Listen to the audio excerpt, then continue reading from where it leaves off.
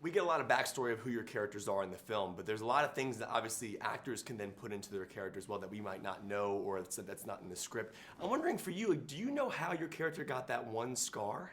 Do you? Yeah, I did. Yeah, I had a full story for it, but I kind of forgot. I think it was when he was in. I mean, this is going to be really boring.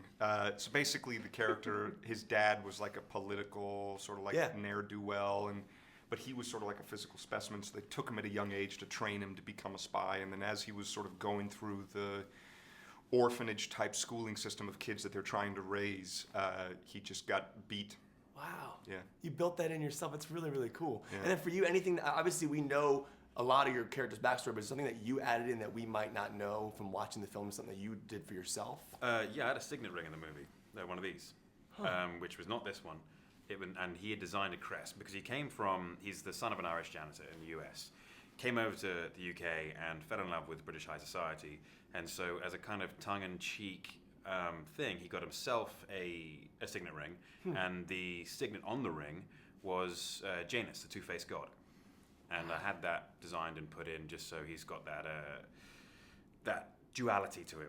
That's really, really cool. That's cool, man. Yeah. This is a super nerdy question. So much better than a scar. No, I like the scar a lot. Do you say in the accents during production, like after the camera stops, do you call your family in the Russian accent? Do you call your family in the American accent? I used my accent for about 8 months after the movie. Yeah, I just couldn't shake it. No, I mean, neither of us were... I don't think either of us have that sort of like methody approach. You know, when we're doing the scenes, we want to do our job and we want to do the best we can. But then in between, like, that's exhausting to have to do that shit all day. So we just want to have fun and enjoy it. Got to go out in public and stuff. So, I mean, it just wouldn't be right. This is just me being a nerd, and bear with me here for a second. Obviously, these two characters they're human beings, not superheroes, but they have superhero qualities to them. They can be incredible action stars, but they're very smart guys. Mm-hmm. Hypothetically speaking, if they were given an assignment to take on Superman and Batman, what do you think they would do if they had to take on that assignment? What could they do? I'd run. I think they would die pretty quickly.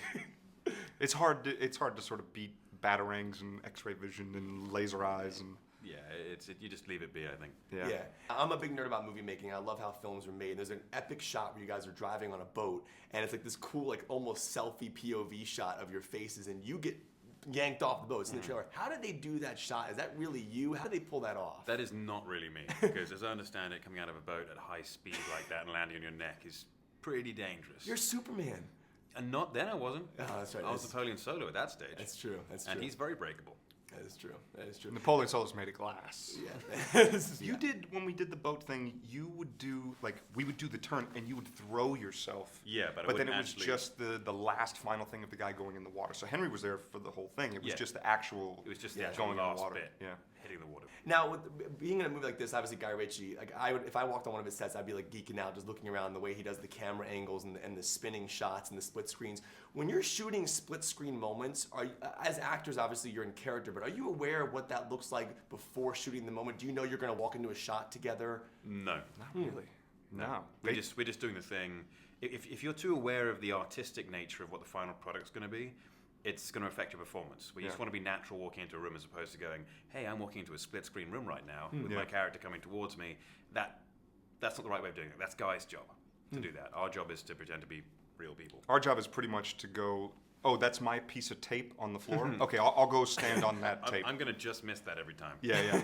Well, guys, thank you so much for wrapping up. Congratulations to you. Always good to see you, dude. Thank you so much, guys. I appreciate it. I'm really fascinated by how directors direct PG-13 violence versus R-rated violence. Because obviously, Snatch and Lock, Stock were two R-rated movies. Sherlock and this are PG-13s. I'm wondering the difference in directing a PG-13 violent action sequence. By the way, it's an interesting question. And I think I've got a relatively eloquent answer, or actually a simple answer.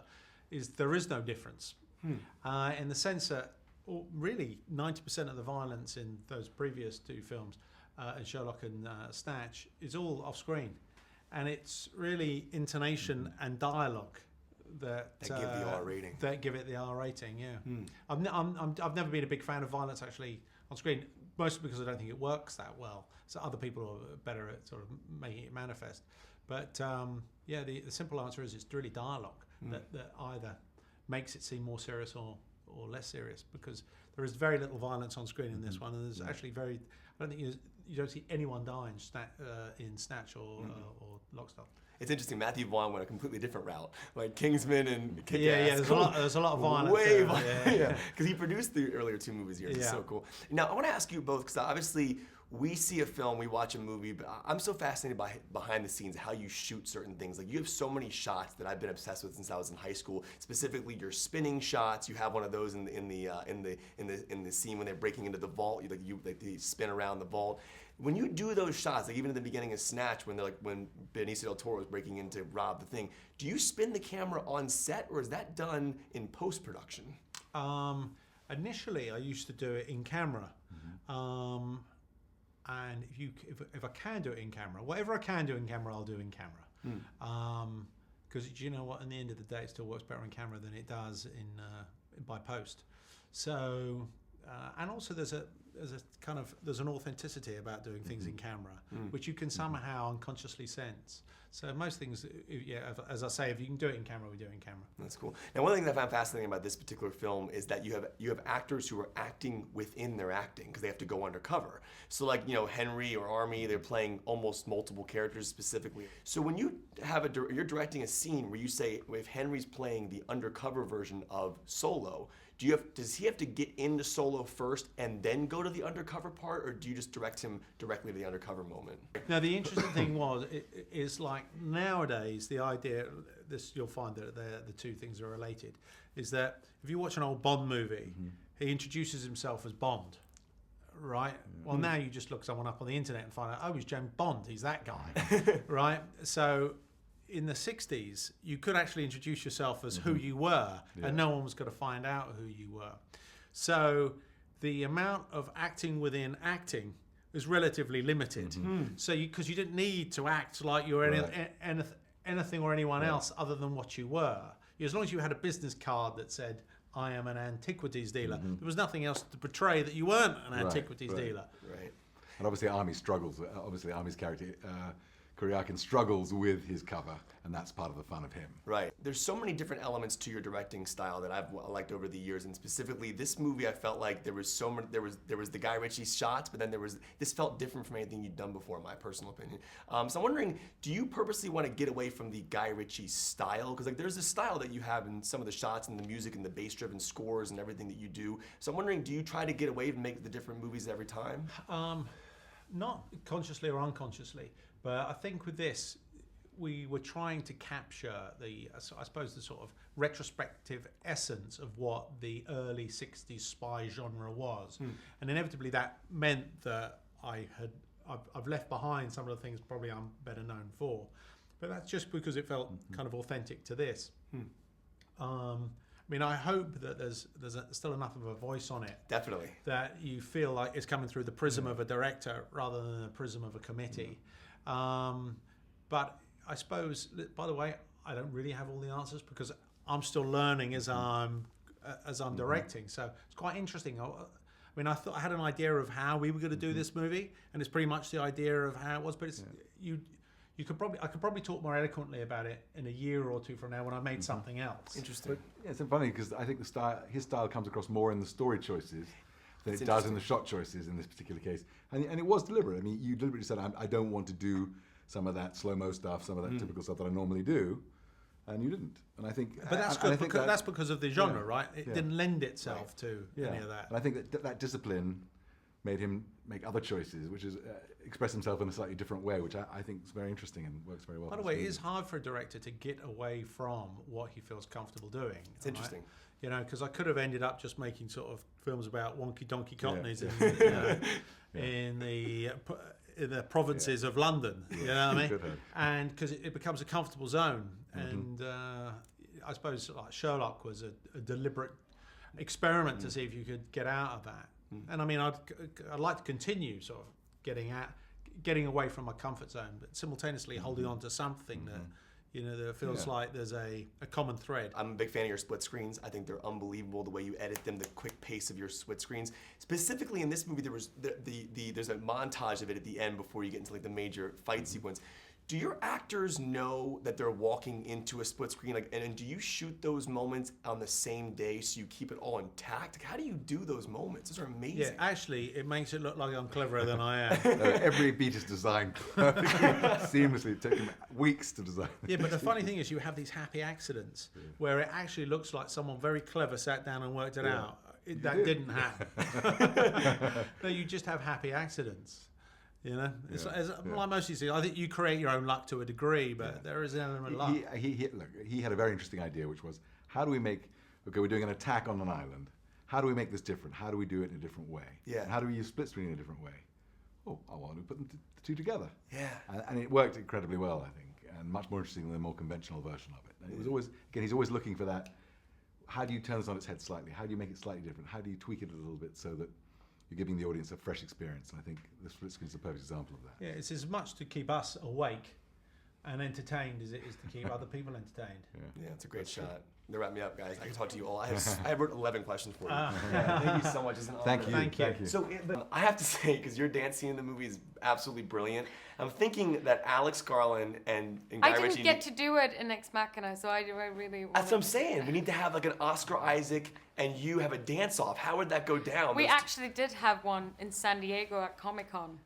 There was no cameras to Last film week. it, but we stood on the dance floor for about 3 hours. You and Oscar? Yeah. Why wasn't this film? Why didn't Guy Ritchie come in and do some spinning shots and put some music on it? We should have done It this. was really fun. We had a dance-off.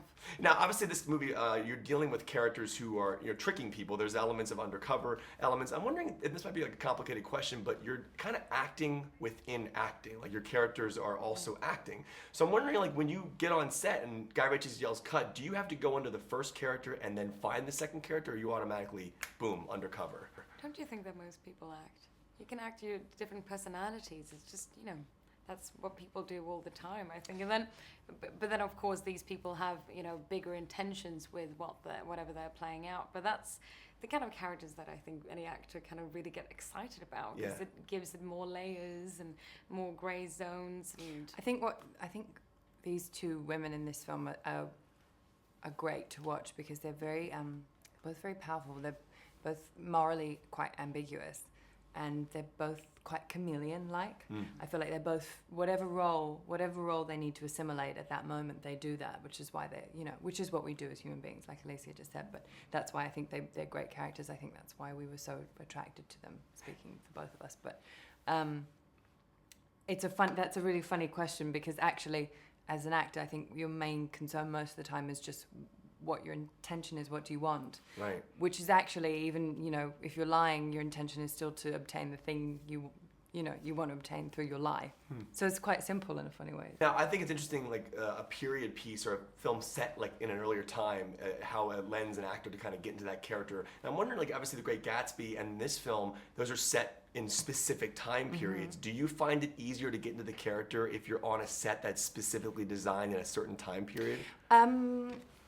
It's funny because they were my first sort of films, and then I started doing more contemporary films, which was a leap. It felt like there was a layer missing in a funny way. I was so used to working on period films, but they are so much of your work in a way is done for you when you get to have this added layer, and costume creates such a different way of moving through space and inhabiting people, and it's like you cut a different shape as a person when you're in a period costume. So I think that I was really kind of I really do enjoy it, and also physically, I was a dancer before. It kind of there's a completely different way of moving depending on what period you're in. I studied 60s films a lot before I did this, and with the women then, they were incredibly sleek and bold. They took up a lot of space, like Sophia Loren, Ursula Andress, they took up a lot of room on screen, and so I was trying to sort of do that in this. And Now I have to ask you, obviously with Ex Machina, Alex directed a lot of that physically on set, like you were just wearing costume, but the digital stuff was done in post. Yeah. So I'm wondering, is there any difference in a film like this versus a film like that, in the sense of, like, I know the characters are completely different, but I mean, is there a filming style, like when you have to think that there's digital elements on your body, is there a difference in coming to that character? I mean, my character doesn't know that it's any digital thing going on, because she's just that. So that's not what's in your head. As soon as you hear the magic word action, you kind of leave everything behind, and I kind of love that thing of letting everything else go and just try and be just focused on my co-actor and whatever scene we're playing out. So Yeah.